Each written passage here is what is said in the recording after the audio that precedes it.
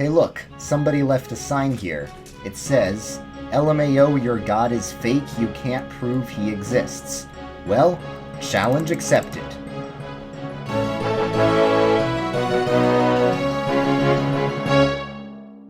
Hey guys, this is Redeemed Zoomer, and as you can see, my Minecraft server has been taken over by atheists. So I'm going to spread God's kingdom in my Minecraft world by building a huge, beautiful church while I talk about things pertaining to the Christian faith, which symbolizes what we should all be doing in our increasingly secular and progressive world.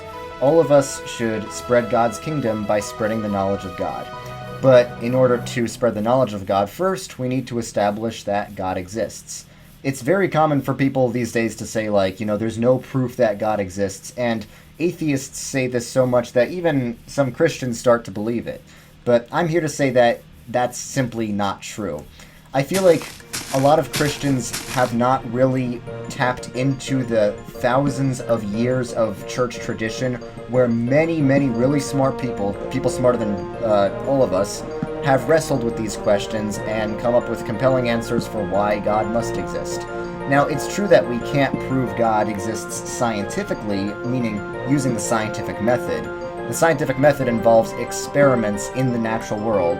God is not part of the natural world. I mean, he's not a thing in the natural world. He transcends the natural world. He's beyond it and outside it.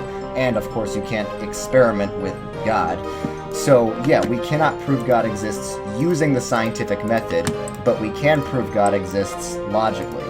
And that's what I'm going to try to do now. So, basically, nothing makes sense if God does not exist. Certain things are true, right? We know that certain things are true. And yet truth is just something that exists in the mind. So, we disagree on what the truth is, and yet we know that the truth exists somewhere.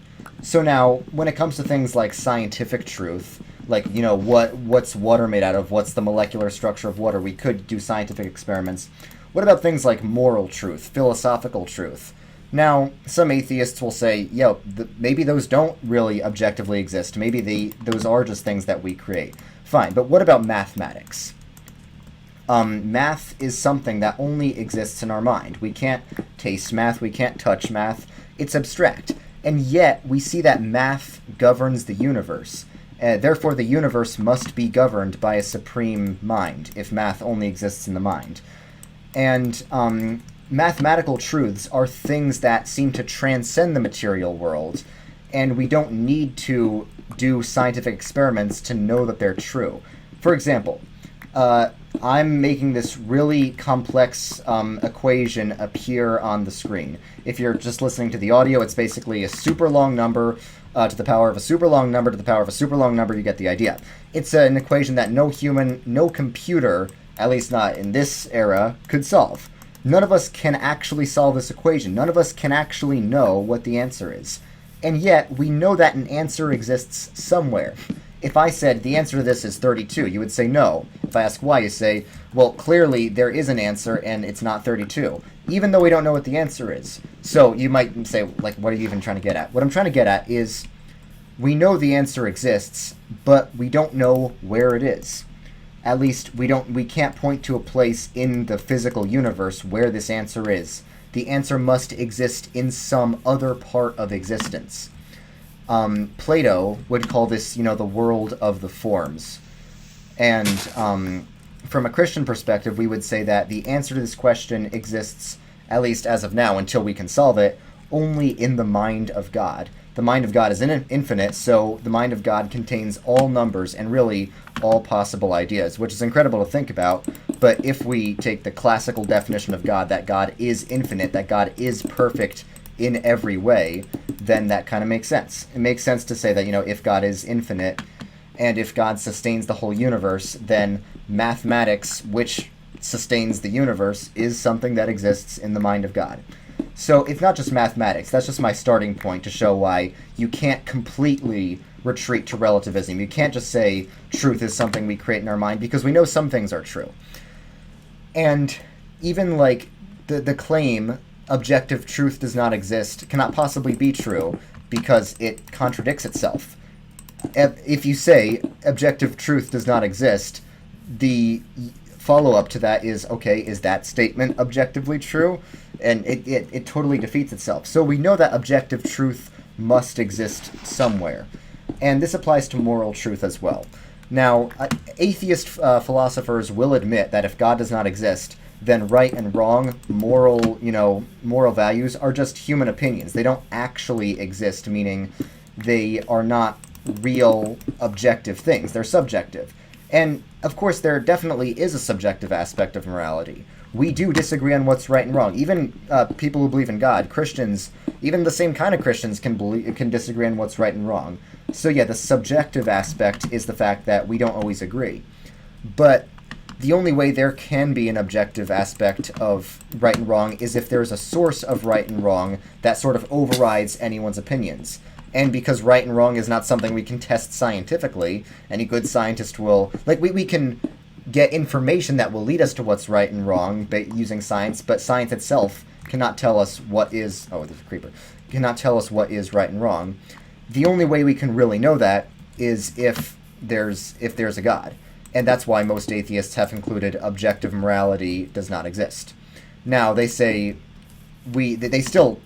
Most atheists I know don't act like murder is okay. They still act like objective morality exists. So I'm not saying all atheists are immoral relative to other people, at least. I am saying that morality does not make sense if you don't believe in some objective, transcendent source of morality. That's what I'm saying. I'm not saying, if you're an atheist, if you're watching this video, I'm not saying you're bad. I'm saying you're just being logically inconsistent when it comes to morality. I mean, of course, there's the Christian idea that all of us are bad and all of us need forgiveness, but that would apply to everyone, like both me and you. So, I think that our culture really needs to believe in objective truth. I think the reason we don't believe in truth anymore is because we have largely stopped believing in God. You know, the reason people say, like, man can become a woman if he says he is because we don't believe in objective truth. It's a Marxist view that truth is just something created as sort of a power tool. And that's why you're seeing ridiculous things being said these days, like math is racist. It's like anyone who's not a political extremist knows that is just completely insane. The reason people are saying that is because they've bought into the Marxist view. Of course, Marx was one of the most influential atheists in history, Karl Marx. He believed that truth claims were just a tool of the oppressor to control the oppressed. He believed that religion was an example of truth claims being used just to oppress people.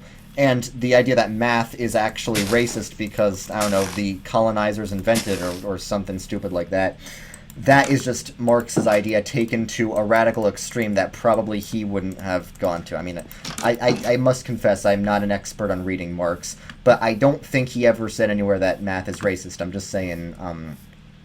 just saying this idea comes from a complete lack of any belief in truth. So yeah, another thing that cannot exist is, meaning in life. If nothing is objectively true, then also nothing is objectively meaningful. All the existentialist philosophers said, if life has no meaning, then the only purpose of life is to experience pleasure. But if you don't experience pleasure, if you have a painful life, then, what's the purpose of living at all? So a lot of people don't believe in God because they simply haven't seen God. At least they think they haven't.